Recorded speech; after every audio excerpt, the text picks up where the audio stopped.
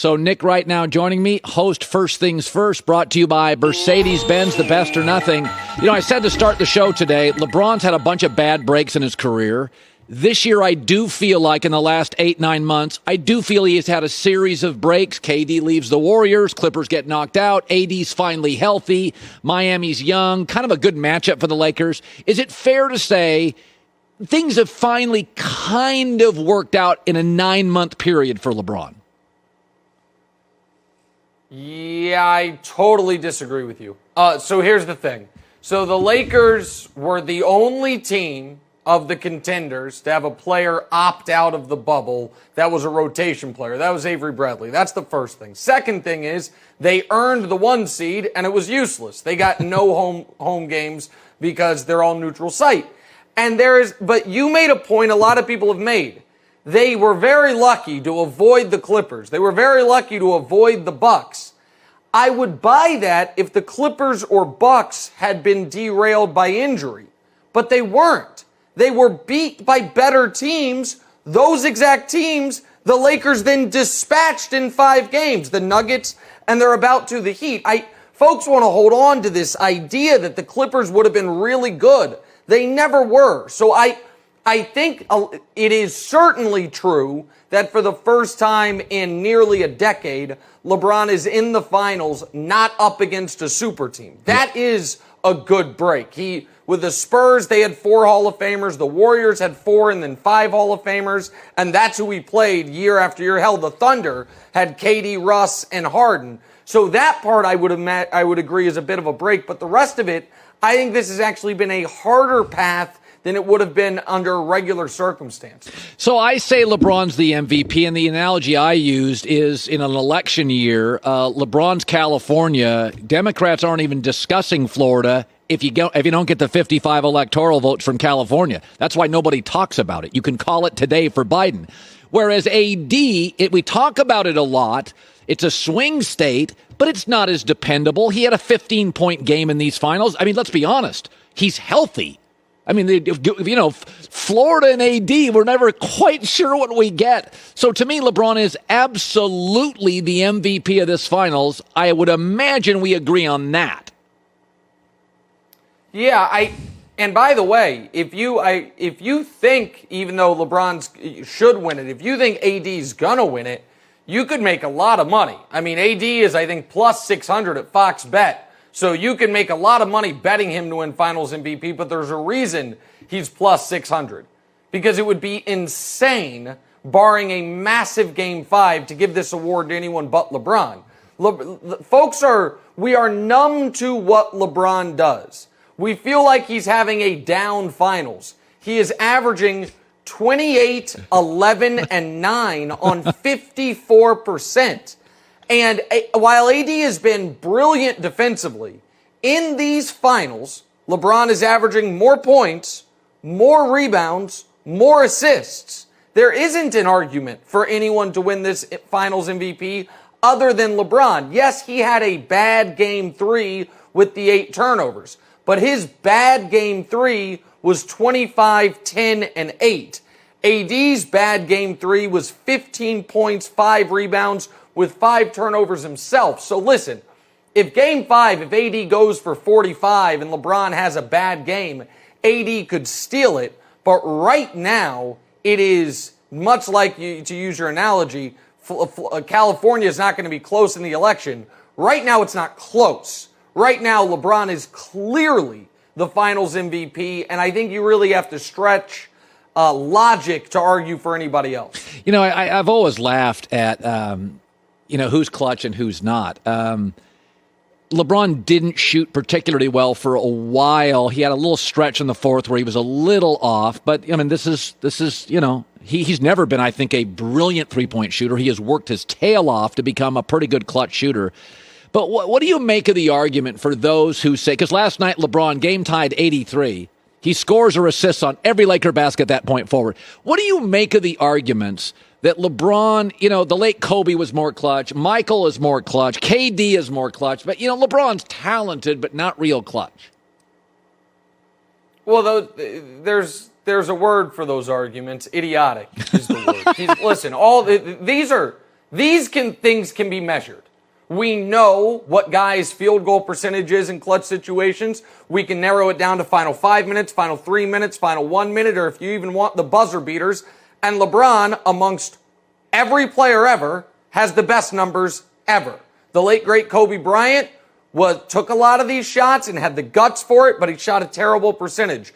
Jordan took a lot of these shots and shot a good percentage. LeBron has taken more, made more than Jordan, and at a slightly higher percentage, and Jordan is the guy we hold up as the clutchest player of all time. But that's just buzzer beaters or in the final minute. I want to expand it because the Lakers did something last night, and it is a continuation of a trend that I think is the biggest story of this season, which is the Lakers this year have turned fourth quarters into what ninth innings were for the Yankees when they had Mariano Rivera. 56 times this year, regular season and playoffs, the Lakers have led going into the fourth quarter. They are 56-0, Colin. It's never been done in NBA history. LeBron, with his ability to control games, because remember, AD rests at the beginning of fourth quarters typically. They haven't lost a fourth quarter lead all year. And you might say, well, is that an outlier? Well, let's look at the four best in NBA history. Number one is this year's Lakers. Number two is the 72-win Bulls. Number three is the 68 Celtics with Russell, Jones, Hondo, an all-time great team. Number four on that list, the fourth best team record-wise leading after three quarters, the 2018 Cavs. 50-1. Wow. That was post-Kyrie. That was with Love in and out of the lineup. So when LeBron James, Colin, in his last two healthy seasons, his teams have led, entering the fourth quarter, 107 times. They are 106-1. There is no precedent for it. There is no comparison to it. It is mind-blowing. And that is the definition of clutch. Whether you're up by 1 or 10 going into the fourth, do we close it out? Yeah. And over his last two healthy years, 106-1 in that situation. It's unbelievable. Well, that was always Tiger Woods. If he led on Sunday, he won the tournament. Like that was always to me that you know, exactly right. Great golfers. Phil Mickelson lose leads. Tiger led for 10 years. Tournament was over. You just watched to see him hoist a trophy. So we live in a world on social media where the ants defend each other and hate icons and hate legends and bang on LeBron and bang on Howard Stern and he got a big new contract, I guess. And Aaron Rodgers did something yesterday where he went out and he said, you know, my bad years are career years for guys. And I thought to myself, I am now going to support legends when once a year they go, I'm pretty good. Thank you. I am going to support Aaron Rodgers. Thank you. Yeah, so I've never understood this about some fans and a lot of media.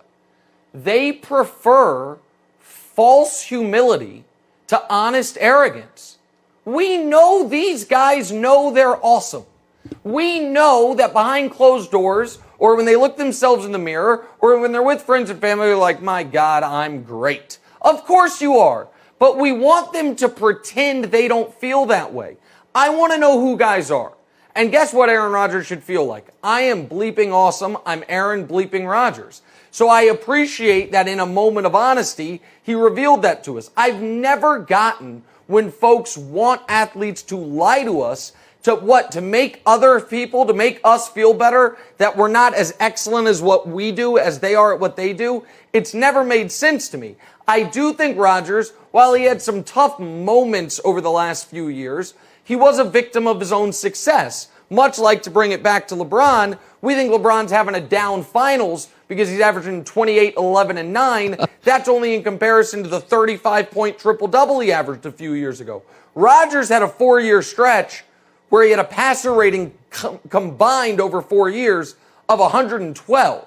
So then he has a 3-year stretch where he has a passer rating of 98. You're like, oh, I think Aaron Rodgers has lost it. And it's like, okay, maybe he's not what he once was, but it's still pretty damn good. And this year, he is proving, at least for the time being, he can be what he once was, which is in the discussion for the most talented quarterback ever or at least until Patrick Mahomes entered the league. Finally, politicians and cult leaders are great at telling us something they know isn't true, that look right into their followers, right into their voters, and tell us stuff that's not true, and they know it. I want to add to that Jerry Jones and Mike McCarthy because they're looking at the camera saying this defense is very close. It is the precipice of the 85 Bears. And Troy Aikman finally yesterday said, this is embarrassing. I would be embarrassed to see it on film. What do you make of the Cowboy insistence that this is we're just inches away from being great? They do everything bad. There's not a thing they do well on defense. It is go line by line. The defensive line, DeMarcus Lawrence hasn't had a sack in over 450 snaps. Wow. That dates back to midpoint of last season. Since he signed his contract, he's played 20 games. He's got 5 sacks. And I know sacks aren't everything, but it's pretty telling. I don't think he has a single quarterback hit this season. He's played 4 games. Brian Westbrook was on the TV show today, talked about how their linebackers can't fill run lanes, that it is the exact type of team you want to run against. And pass-wise, I said this on the show this morning, put up Patrick Mahomes' numbers on the year, put up the numbers every quarterback against the Cowboys has put up. They're turning every quarterback they play into Mahomes.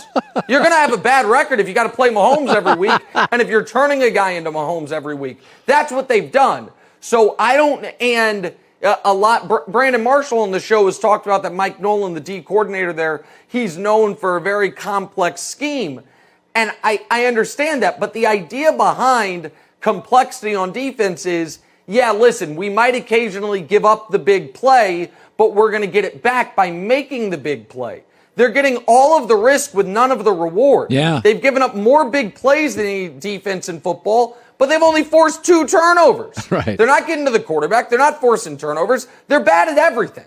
And so I can't fix it. And yeah, I agree with you. It is seeing Mike McCarthy and Jerry Jones look into the camera and say they're this close.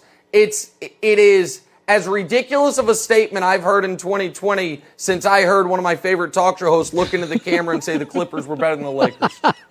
It's just, it's just as ridiculous. I put it right, neck and neck. Hey, I don't know who's dressing you, but boy, you look good today. Doesn't he look sharp? Look at Nick. Look at all those. He was really. I know who's dressing him. Yeah, I know who's dressing him too. His beautiful wife. Nick Wright, first things first. Good seeing you, buddy. Absolutely. Thanks, you guys. Hi, everybody. Thanks for watching. Subscribe here to get the latest from the show. Also, be sure to check out more of the best clips from The Herd or go watch a few segments from other shows on FS1.